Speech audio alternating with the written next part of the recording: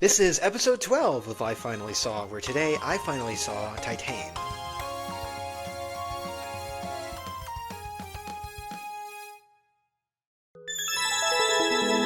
Well, hello, and welcome everybody to another episode here on I Finally Saw. Today I am joined by Andromeda. Hey y'all. Once again I am joined by Liz. Hey, how's it going? And a new friendly face here joining us, we have Clara. Hello. Hello. So Clara, I have a little icebreaker question for you that we like to ask all of our first-timers on the show. And Okay. And it's nothing crazy, but it's just, what is one movie, and it doesn't have to be your favorite movie ever, but just right now, what is one movie that you're like, oh my god, I could watch this movie over and over and over and over again and just not get tired of it? Honestly, Killer Clowns from Outer Space. Ooh, that's a good one. Because I don't know, it's so silly, and I really like it. Yeah, I like how like absurdly gory it is, but because how stupid it is, it doesn't seem like it. Right. You know? That's a great And the acting is top notch. You know, he keeps opening a door and be like, another door, and then he opens the door, another door, and he just keeps doing that for like 10 minutes. There's a clown chasing him. It's awesome. It's a great movie. Another door! Another door! Another door! You know, it's one of my favorites. So yeah, that would be my answer. That's a top A more tier pick. serious answer would be Sinners, because I watch it like 4 times in a movie theater, and since it came out on stream, I think I watch it like 4 times again. I really love Sinners. So that would be a more serious answer. But yeah, every time I'm feeling down, I revisit Killer Clowns. Those are top tier choices. But yeah, today, of course, we are talking about TITANE, which is perhaps a little bit more obscure than some of our other picks, but I don't know. It's my show, and there was something about it that felt appropriate because it's a movie that I had heard come up a lot in terms of like sort of more, is the term cult classic appropriate? Yeah, I just hear it come up a lot. I don't think yet. I don't think it's... because it's like, what, 4 years old? So I don't think That's it's true. a classic yet. That's true. But yeah, cult, Aspiring cult classic. Yeah, but yeah, well, I guess let's go ahead and just introduce it a little bit, as always, with a little paragraph that I have copy and pasted because I am too lazy to write anything myself. TITANE is a 2021 body horror psychological drama film written and directed by Julia Ducournau. A woman with a titanium plate fitted in her head and murderous intent on her mind embarks on a bizarre journey of identity and unconditional love when she is forced to go on the run.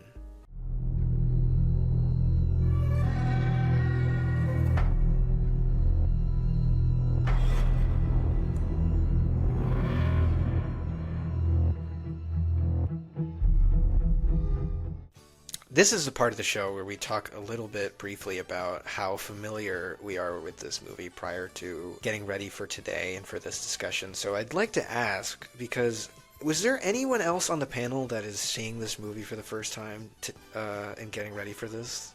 I did. I saw it for the first time.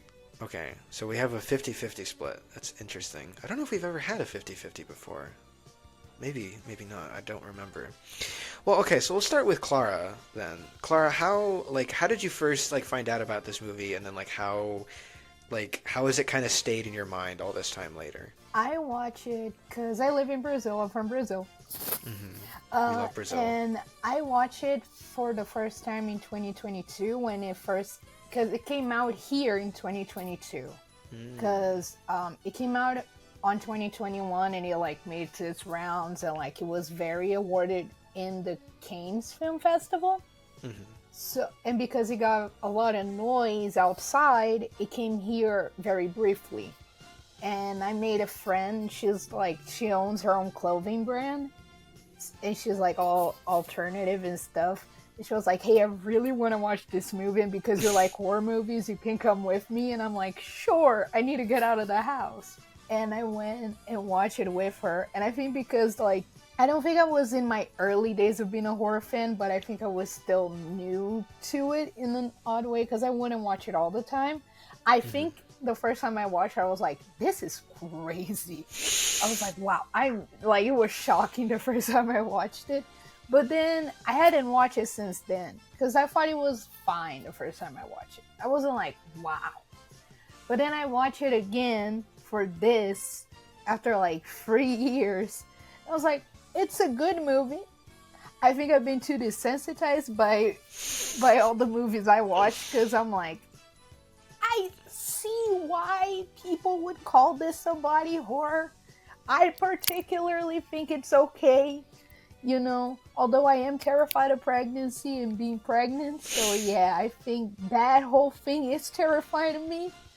But I think it was okay. I was just like, now that I went through film school and I watch a lot more weird shit than I would before, I'm just like, this is an okay movie. There's a lot of things in it that I don't think really make sense story-wise, but it's like a good 7 out of 10 for me. Yeah, I think it's a good movie. I don't think it's a wow movie. I think people that aren't used to horror films will definitely think this movie is gross. I think it's okay. I think it's fine. I think the substance is much grosser than this one, in my opinion. Substance is on a But yeah, whole other level. dude, no. And to me, the substance, the food scenes are somehow much worse than the actual body. I'm not the first But yeah, person to this one say was this. fun. I'm not the first person to say this, but I still think for as much squelching is going on in the substance, I still think like the grossest part of it is just the close up of Dennis Quaid eating shrimp. Yes, exactly. That is the most And that's, like, uncomfortable I I have ever been. It's just I like, think that scene is there to prepare you for what's coming. yeah. But it's somehow the worst one. Well, Liz, this is sort of interesting because I think someone said it once as a joke, but this might be the first time that we are genuinely covering someone's answer to the icebreaker question on the show, and we have them on. So that's kind of special. This was, when I was first on, I said Titane was the movie I was obsessed with. I had showed it to some friends recently, right before that episode was recorded, and yeah, I absolutely love this movie. I'm obsessed with this movie. I love everything about this movie. I had heard about it for a really long time and hadn't watched it at all until last summer, where a friend of mine who knew I was really into body horror, knew I was really into Cronenberg, was like, you need to watch Titane. So we sat down and watched it, and I remember the first time I watched it, every scene that came on, I would turn to my friend and I would tell him, this movie is so freaking amazing. This is so freaking cool. Because I was just blown away by everything that this movie had to offer. And I think that it is not as much of a body horror movie as people say it is. And the aspects that are really fascinating to me about Titane is the interpersonal psychological dealings just between the characters. The best moments in this movie are when characters are talking and interacting with one another. Specifically Titane and her fake dad. But yeah, the body horror in this movie I really enjoy as well. I do not think it's as gross as people say. I think I can absolutely agree with Clara there. But that's not at all the reason that I love this movie so much. It's just an incredibly crazy, wild ride and has so much to say in what is honestly very few words. And I think it's honestly just quite beautiful. And also incredibly sexy, I will mention. It's a very sexy movie. That is very true. Well, Andromeda, what about you then? I am familiar with this movie because I watched DeCorno's Raw from a recommendation by Alicia Malone, if anyone has her videos, but it happened to be on Netflix, so I watched it. And several years passed. I watched an ending explained video about TITANE, who was the same director as Raw. And at that time in my life, anyway, I was watching a bunch of these ending explained videos without watching the movie. Oh no! Then revisiting. But I have always remembered this movie as the movie where a woman has sex with a car. And it's similar to that guy in that one show, My Strange Addiction. And it's interesting because I actually own this movie on DVD. I have the Neon's Fifth Year DVD movie collection, and I forgot I had it. But I went through my DVD library before making this episode, and I had it, so I watched it. I did really enjoy it, but in addition to all of that, Liz also talks to me about this movie like every day. That's awesome. But that's, yeah, my familiarity with it.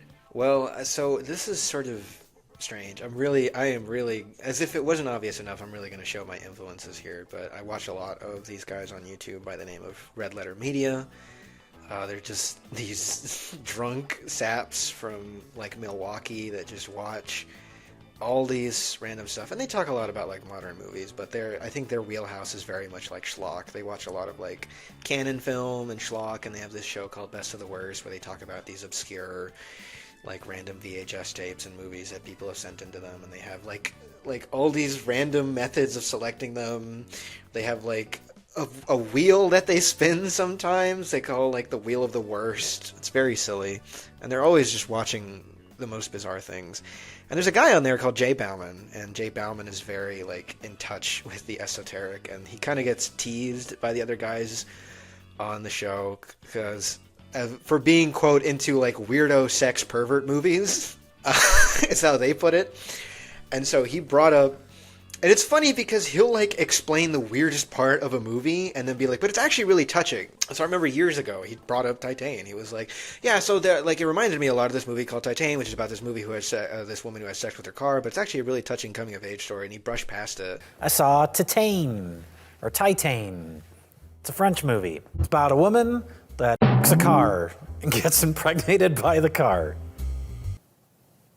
I just love sometimes, every now and then, I think I need a good sort of experience where I'm just like, I don't know what is happening kind of movie. And I've seen some very interesting ones, some better, some worse. But this was like definitely, well, we'll get into it obviously, but this was definitely like something that was always sort of top of my list of like, I really want to see this, because just from the little I know about it and the way people speak about it, I know that there's a very...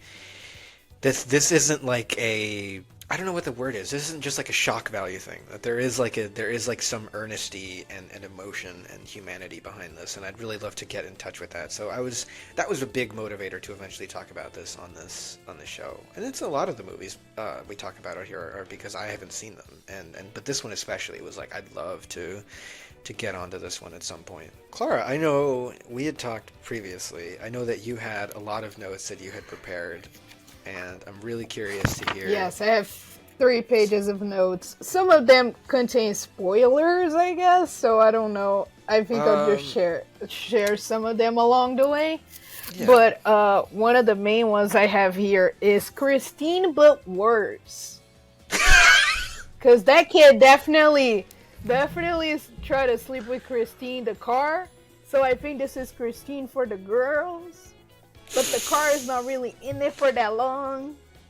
And another question I have here, she was always fucked up, question mark.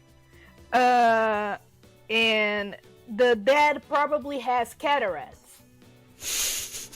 Wait, so which dad? Both dads? Or the first dad? The second dad. The second dad. The real dad. The second dad. The second dad probably has cataracts. Well, okay.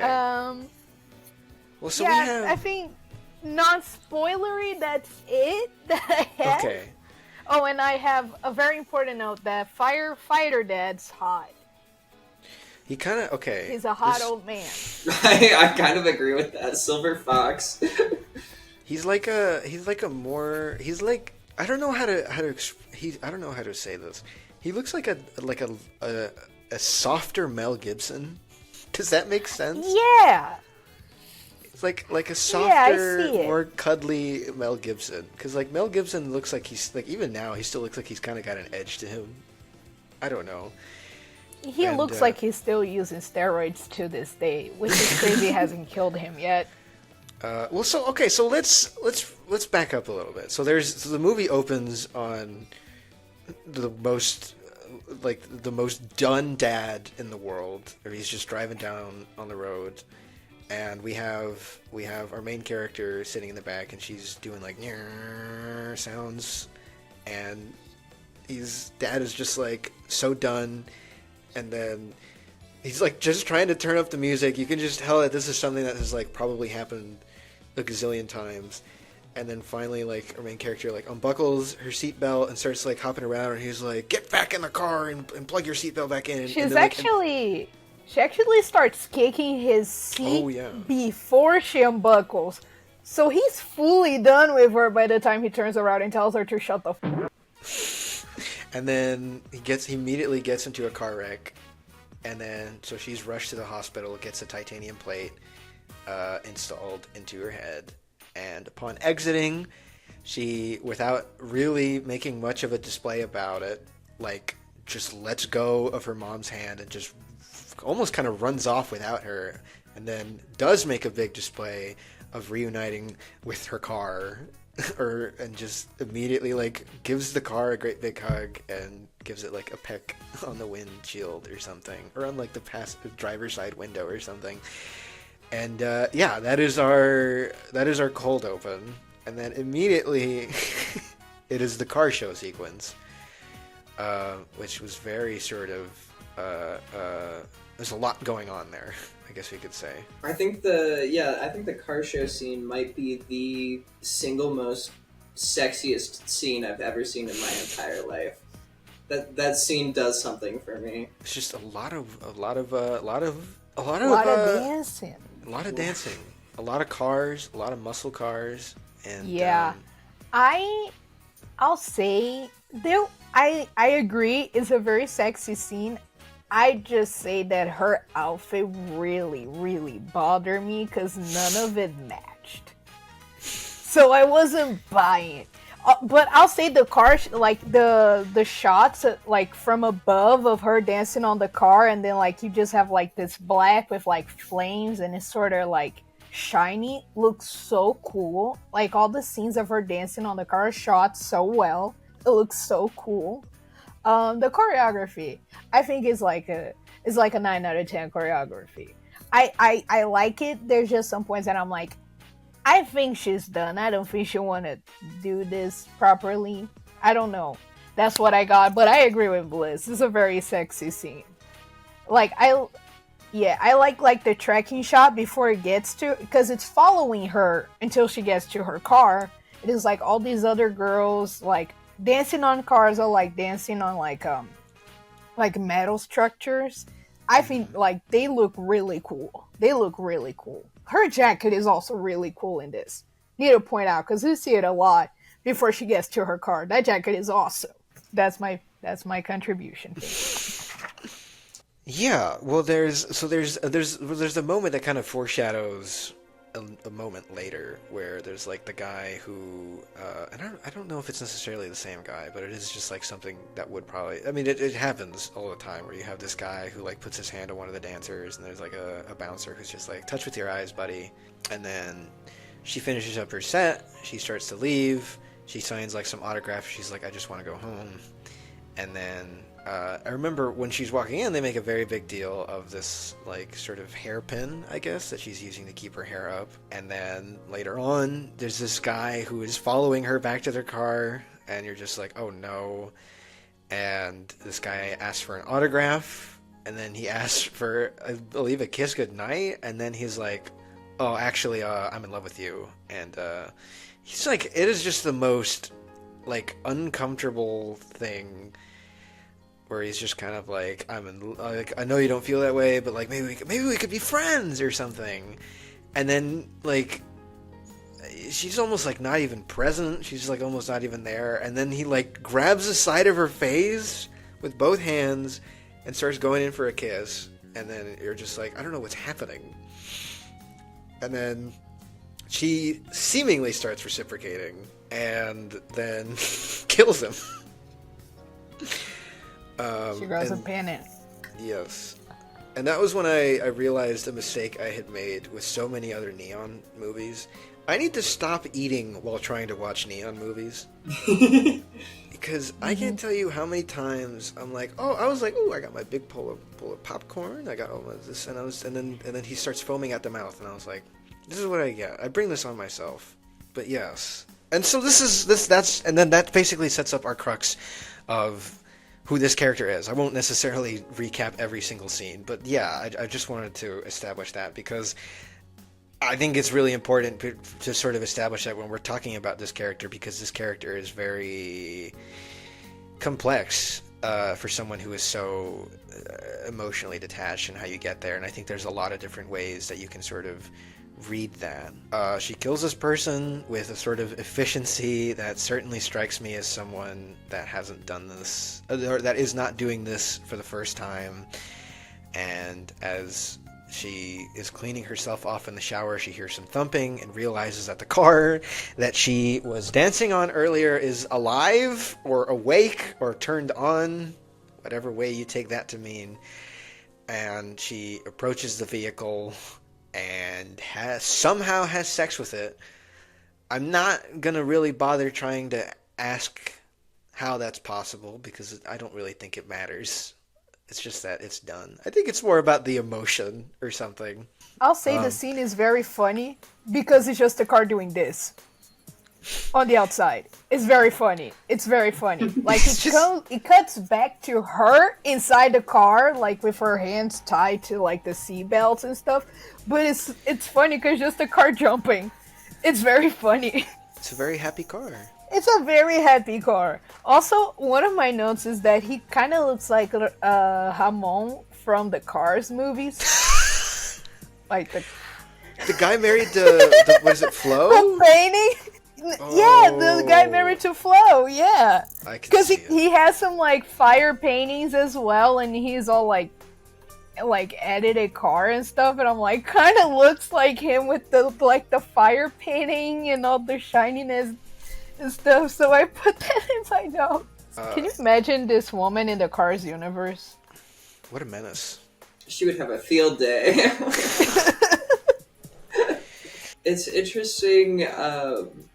When you describe this movie to people, it's sometimes the most convenient thing to just say, it's a movie about a woman who has sex with a car. Which, of course, is oversimplifying it, but does hook people in. And a question I get asked frequently when I describe TITANE that way is, well, how? And I think part of the what's so great about that moment is you don't know how she has sex with the car. How is that happening? It's a mystery, and I think that's maybe your first clue into that's not what this movie is actually really about. And there's going to be a lot more emotional and psychological complexity than just the shock of a human woman having sex with an actual real car. So then she meets up with a coworker who she had previously gotten her hair caught on said coworker's nipple piercing, and then she realizes that she starts leaking motor oil, and so she realizes that she's pregnant, and she tries to terminate the pregnancy, and then she realizes, oh, I guess that isn't going to work, so she goes back to hanging out with her coworker, and then she kills her coworker.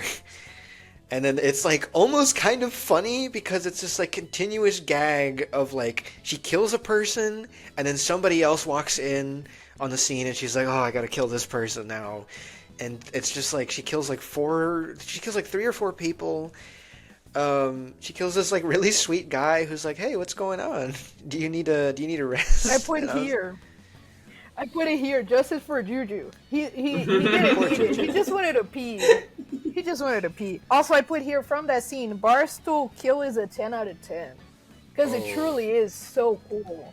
She's like, got that bar sword, just hammers this guy's head, and then she's like, let me take a breather. So she sits on the stool, and the stool is like on the guy's head. And I'm like, this is crazy. I love it. This is one of the best parts of the movie, in my opinion. Like, she just crushes that guy's head with the bar stool. But a question I have. Were they having an orgy? Because why were there so many people there, and why were they all naked? Were they having an orgy? I don't know if they were having an orgy, but I mean, it's definitely an implication. I mean, the woman who Alexa goes home with, or how she gets to the house, that's her coworker from the sexy car place. So maybe the implication is that this is a house just full of people who do sex work. Yeah. And makes sense. Thus, they're just like very comfortable with nudity. That's how I read it. Yeah, and then well, there's news reports sort of throughout the movie that lead us to think that this is probably, I mean, that pretty much confirm this is probably not the first time our main character has done this sort of a thing. She comes home, sees her dad in the window, smoking a cigarette, and she's like covered in blood, and so she goes to the garage, takes off the bloody clothes, burns it, and just watches it burn as the flames creep ever higher, goes upstairs to where her parents are sleeping, and takes one last glance as she makes eye contact with her dad, and she locks the door and gets out of there, and basically tries to go on the run. And in traveling, she basically like tries to disguise herself as this boy who was sort of in the news that had gone missing a number of years ago by breaking her nose in one of the most visceral scenes I've seen in something in a while. It's just like, oh god. And then we get to really what I think is the heart of the movie, which is that this dad who has been searching for his son all this time, doesn't even bother for a DNA test, is just so willing and open to the idea that his son has come home, that he is willing to believe that this person is, and what they're claiming is true, and brings them in. And that to me is really sort of, that's like right at the like 30-minute mark, I feel like, when this happens. And to me, yeah, like this is the heart. Like obviously, yes, you hook people in with like the car sex thing, but yeah, like this is, to me, this is almost like more so, like if I had to actually say what the premise of the movie is, it's this, she's on the run, she's faked her death or faked her identity with this person, and this sort of weird, sort of like story between these two people that are both sort of like desperate and alone, and yeah, I don't know. I want to throw it over now to Liz, because I kind of, as someone has seen this movie a lot, I'm curious to hear sort of your perspective then on this relationship between these two characters, because it really is like literally until the very end, it is basically the heart of this whole story. So I have a theory, and maybe this is real or the intention of this movie, and maybe it's not, but my reading of the meaning or maybe just what is going on between Alexa and the dad, whose name is escaping me at this moment, is that he knows the entire time that Alexa is not his real son. And at first you're like, how in the world could he believe that Alexa is his son? Like, it doesn't make any sense. They look really nothing alike. But he seems to believe it, or at least you're led to think that he seems to believe it. But then we get this scene while they're doing some sort of training simulation at the firehouse, where he has this hallucination or vision of a child burning to death trapped in some sort of cabinet.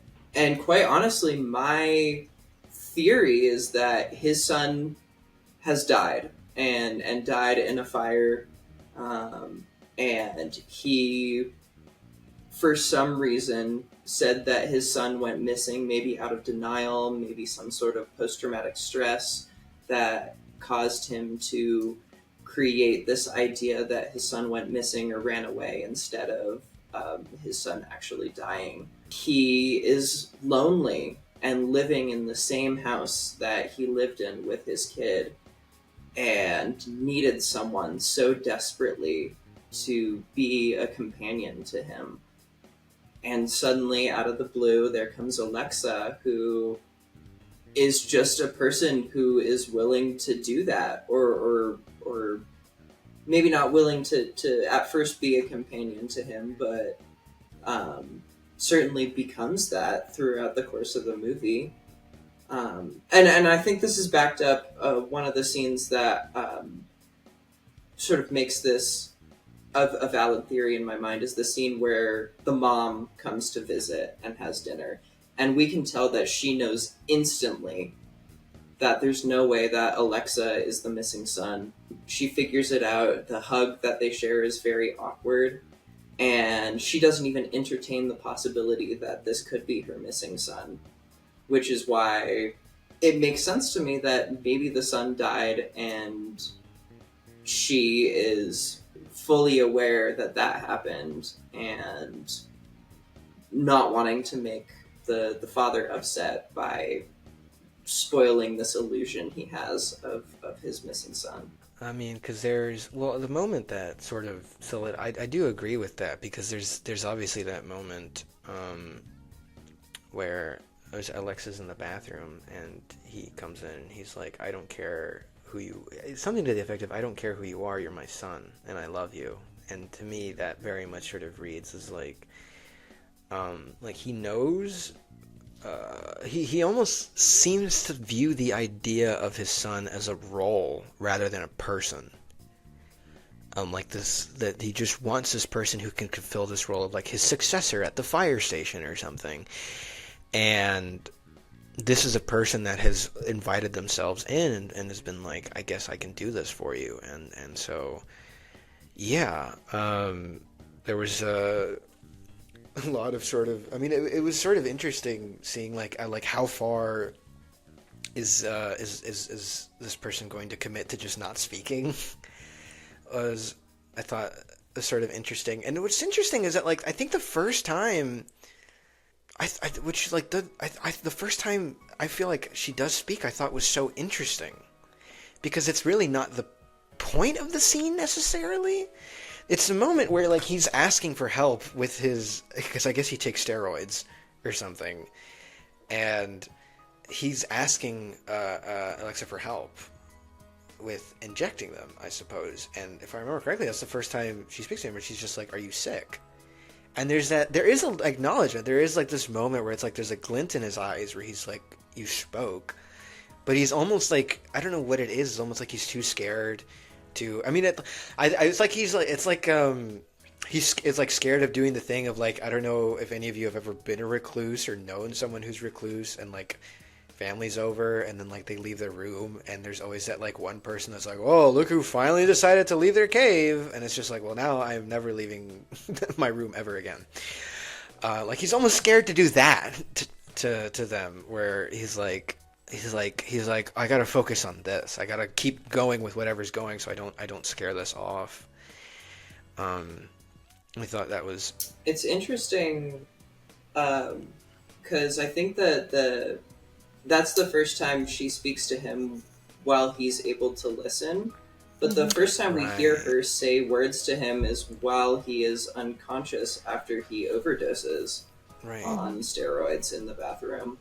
And her first words are like calling him dad and asking if he's okay while he's unconscious, which is a incredibly weird performance to do for someone who probably cannot hear what she is saying in that.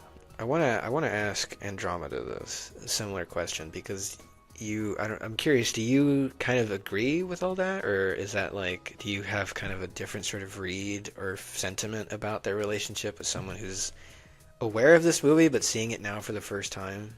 I think it's very interesting because I've seen a lot of discussion about how this movie could be an allegory for transness, right? Like we start with Alexia dancing on these cars, and these men are objectifying her just like the car she's dancing on. But then as the movie progresses, she disguises as Adrian and then like works with Vincent to be this manly firefighter. But Vincent is also struggling in his masculinity. He can't do a pull-up. He compensates with steroids. And I've heard, at least, on Letterboxd, so I don't know if this is like really getting the full experience of people who are trans, like explaining their experience, but some people are like, well, it's offensive because Alexia is disgusting. Like, she's disgusting because she's disguising as Adrian, which is more harmful, like a more harmful representation of transness. Like, as the story goes on and you do see it as an allegory, it may make sense to you, and you may like reside with these characters, because I feel like at the end of the day, it is more so like an exercise in love, right? Like, no matter what, like, Vincent doesn't really know this person. I do agree with Liz in that, like, Vincent knew the whole time that it wasn't actually his son. He was just so lonely and looking for someone to fill the void that he was okay and willing for it to be anyone. But to me, it does feel like he genuinely did accept Lexia, and by the end of the movie, she dies and gives birth to this baby. But the baby was born in love, and Vincent has someone that he can love unconditionally. You bring up an interesting point with the ending, because I remember this was a movie, and this isn't a complaint against it, but I remember for a lot of the movie I felt lost, especially the first act. I was very much like, but why is she killing all these people? And I remember it's a movie that, like, I wish I could have seen this at a 10:30 p.m. showing at one of the tiny screens at the back of like a multiplex or something, because I know that would have been a transcendent experience. But yeah, I think this is a movie I'd like to sort of revisit, because it doesn't. There is a lot of ways. I've heard some people look at this as almost a sort of allegory for abuse in some instances. That her sort of, that like they almost sort of look at her sort of continuous. I've heard some people say that they interpret that maybe she had some sort of potentially abusive relationship with her father, and that like the cars are sort of representative of that. That like the cars represent this like continuous. I guess some people are sort of pulling into this idea that some people may be drawn to or find themselves in situations with people who have similar characteristics to their former abusers, and so the cars are sort of representative of that. And so like that's sort of more, and that like she's, as a result of this, feels like she's lost some sort of sense in her humanity. There's a lot of, again, like a lot of discussion about like. Some people I know sort of look at it in terms of like being literally uncomfortable in your own skin, and you see that with these two sort of characters, and like the way that she undergoes like two transformations, both like with the like inhuman body, getting some real Tetsuo vibes over here, but also with with Vincent, and the way that he's literally, like you said, he's struggling with his masculinity, and sort of like the way he's like, I'm the fire chief. He literally says like I'm God to his subordinates, and he's just kind of like, I have to be on top of things. I do agree.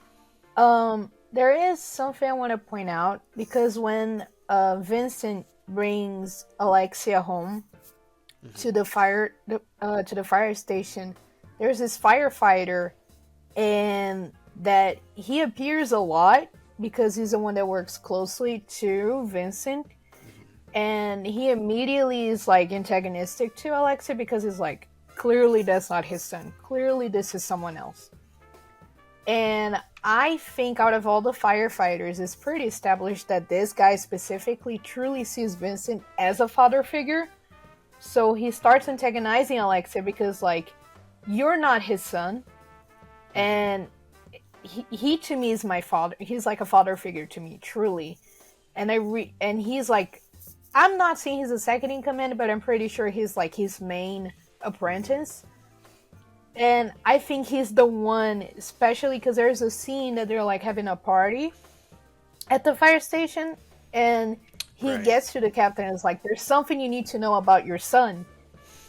And I'm pretty sure Vincent's thinking he's gonna say that that's not his son, but that's not my son, but I know he is. What I think he was gonna say that he knows Alexei is a serial killer. I think he realizes that, like, immediately as his son comes back, there is a serial killer on the loose. I think that's what he was gonna tell him. Mm-hmm. And I think the reason why Vincent can't see this guy as like a child figure, as a son, is because he knows that's not his son. He never seen Alexia. He never met Alexia. He doesn't know who she is. So for this stranger to be up to take the role, I think that's why he's so like adamant about, like, I don't care what anyone say, that's my son. This person is willing to be my child. This person is willing to fill this void for me. Because he's like, I'm pretty sure he's like, I know this kid looks up to me, but not in an actual father way. And I can't fulfill that for him. I need to, like, he can't fulfill this void that I have. This random person that is willing to do that, I'm going to be protective of. That's kind of how I see it. But yeah, I think that scene of the firefighter being like, hey, I need to tell you something about your son, it is very serious. It's like, I don't care. I don't want to listen. That's my son. I think that's because he put two and two together and realized Alexa is a serial killer on the loose. Right. Well, because there's literally that found out.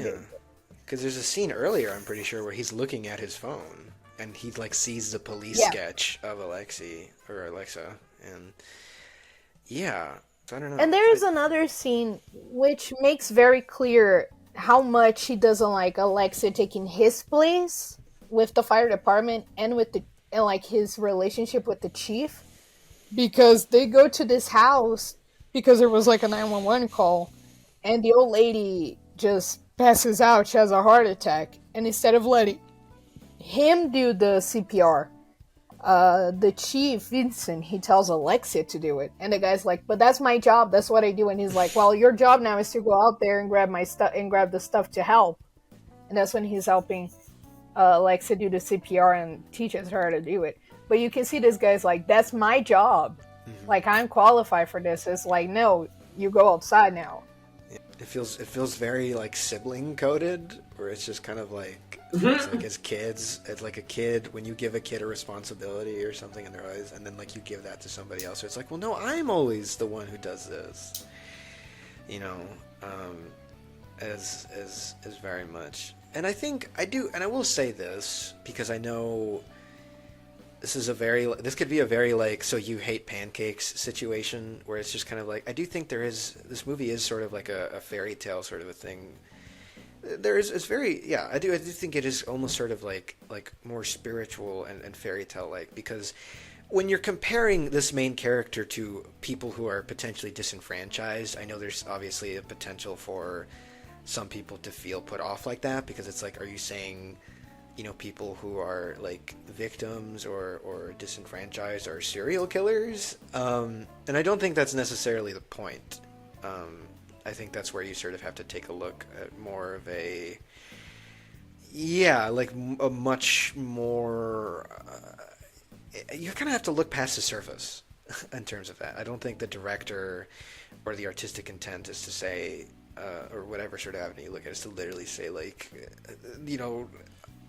because she is a serial killer, but in a weird sort of way, we're supposed to be very empathetic to her, and that's sort of the point. And so I don't think that this director is trying to say like, oh, like, these people who are whatever sort of metaphor or interpretation you're pulling for what that character is supposed to represent. I don't think this director is saying that those people are horrible. Perhaps that like people who are disenfranchised and who suffer, like when you don't have that emotional when you're that like sort of emotionally stunted, you can sort of like have a capacity to hurt people you may not realize. I could see that. But yeah, I mean, like I said, this is very sort of like a fairy tale where I think you really need to look a little bit deeper. I actually wanted to talk about the body horror aspect of it because I agree with pretty much everyone on the panel that it wasn't as much body horror as I thought it was going to be.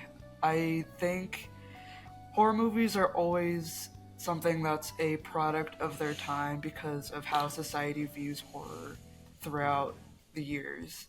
And some of the earliest horror films are monsters like Frankenstein, and he was created because people had a fear that electricity could bring back the dead.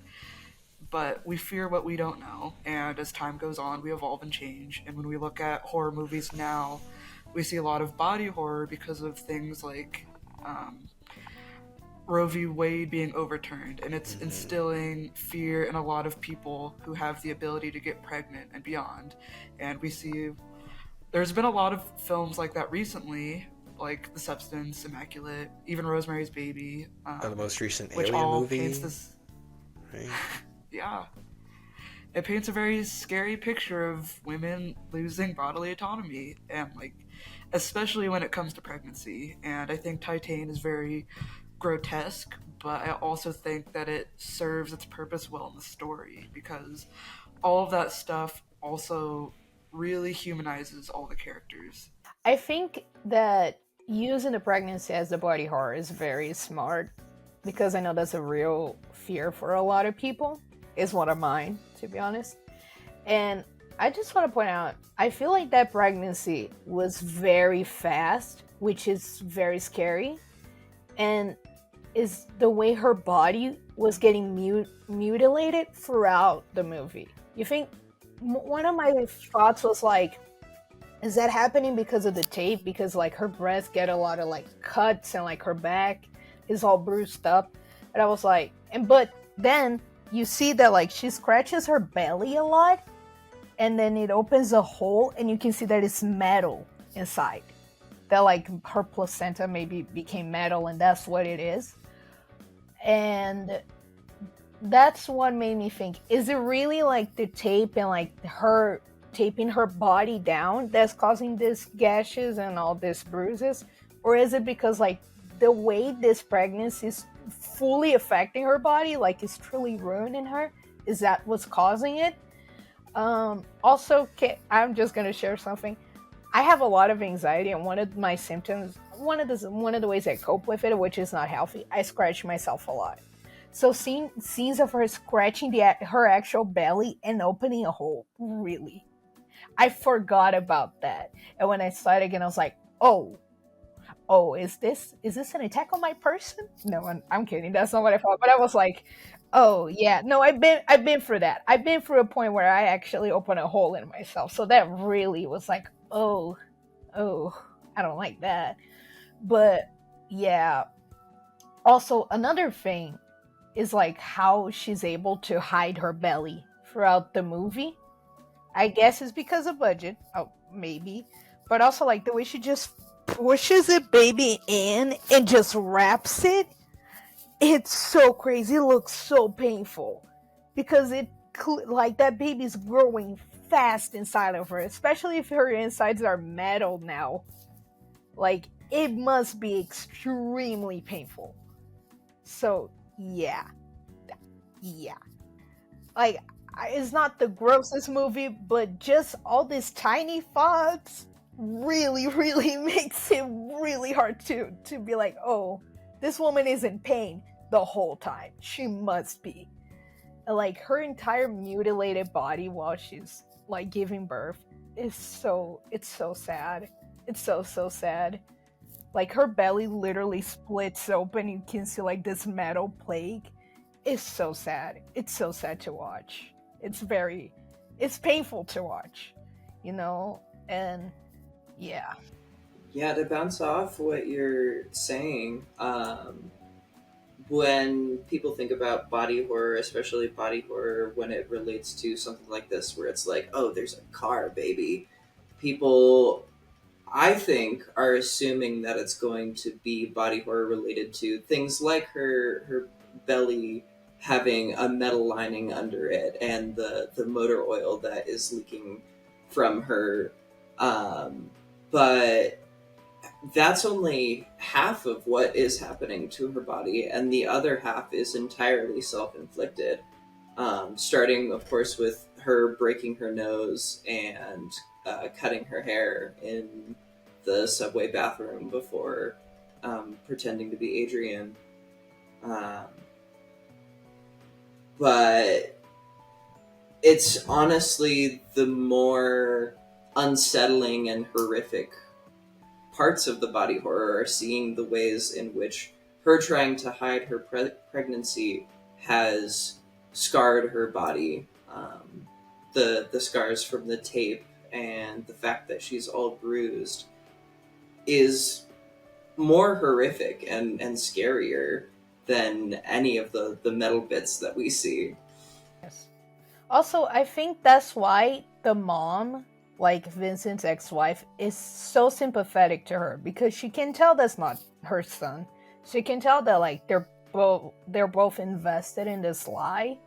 But when she sees Alexia with like without the tape, like pregnant and in pain, and like she's licking motor oil from her breasts, and she sees how much in pain she is. That's why she's immediately sympathetic to her.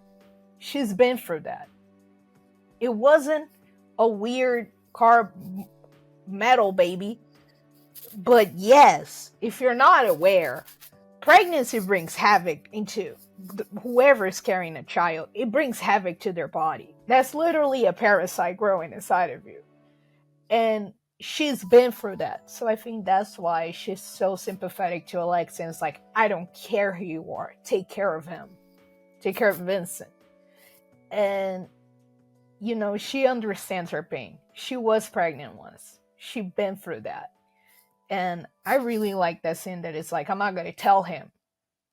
I'm not going to tell him. But girl, you need to take care of yourself. This is crazy. Well, no one told me about her, the way she lied. But it's too late to say you're sorry. But I want to ask, sort of to close all this out, is this a movie that you would recommend to people? I feel like for the most part I would recommend it, but I would also tell people it's just a hard watch because you're not necessarily gonna go in and expect a story. You should go in and expect an experience, and you should like try not like to figure it out, but more so just live through and like feel what these characters are also feeling. I think I would definitely recommend this movie to people. I think it's a good gateway movie for body horror wise. If someone wants to like get into more horror films and want to watch this as a gateway to body horror, I see that. It's not much of a horror movie, so I would tell people that it has body horror. It doesn't make it a horror movie. I'll say again, as Andromeda said, it's a hard watch. I'll say that if you're more of a movie person, I would recommend this. If you're more like I'll watch movies to distract myself, this is not one of them. This is not one of them. There's a movie you have to pay attention to. You don't have to understand everything that's going on, but it's a movie you have to pay attention to. So if you're a movie fan, if you like watching movies, this is a movie you should watch, because it's actually a really good movie. It's a really good movie. But yeah, if you're just I'm just gonna watch movies to relax myself, I gotta watch the newest rom-com that Netflix released, it's not a movie for you. It's not a movie for you. You're gonna be like, I didn't get it. It's not for you to get. It's not for you to get. But so we're 100%. I would 100% recommend this movie to people. Also, can I just add one thing, because I had this on my notes, and it's a jokey note. Is the baby a Decepticon or a Transformer? Or an Autobot? An Autobot, yes. I confused myself. I think an Autobot, but I don't know. Yeah, because it's being raised by Vincent, so I think he would be an Autobot, if you think about it. I think so. Also, it's not a car baby. Can we spoil? It's not a car baby. It's a baby with like a metal spine and a piece of metal on their head. It's not a car baby. Can I say something? I do feel very silly because I'm gonna be 100% honest. There was like a good chunk of this movie where I'm like, is it just gonna be like a small Cadillac? I really hoped that it would be the first time I watched. I really hoped it was a little car. Yeah.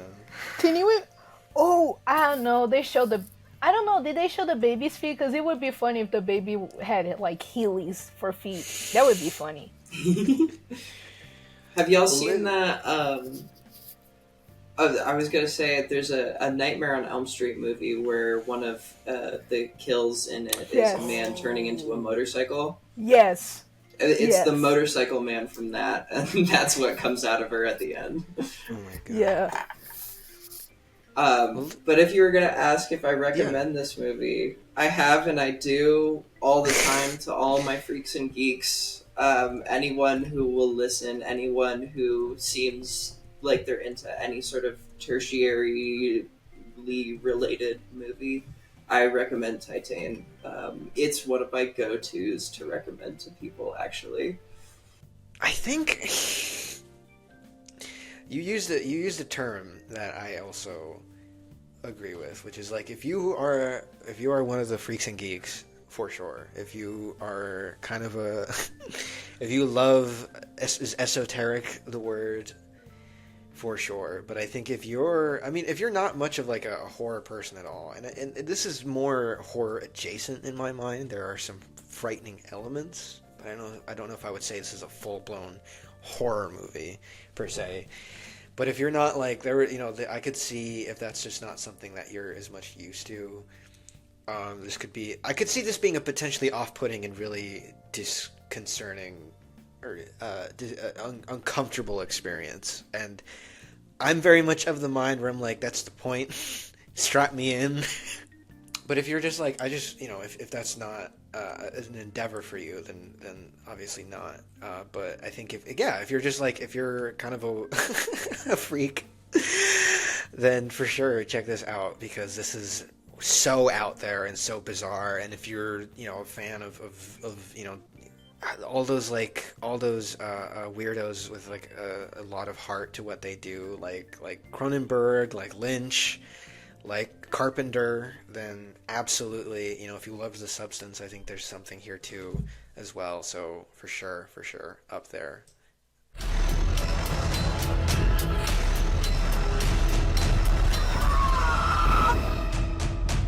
Yeah, I think with that's going to wrap up this discussion. I'd like to thank all of my panelists for being here. Thank you very much. Thank you all so much for watching. I love you all, and good night. Good night.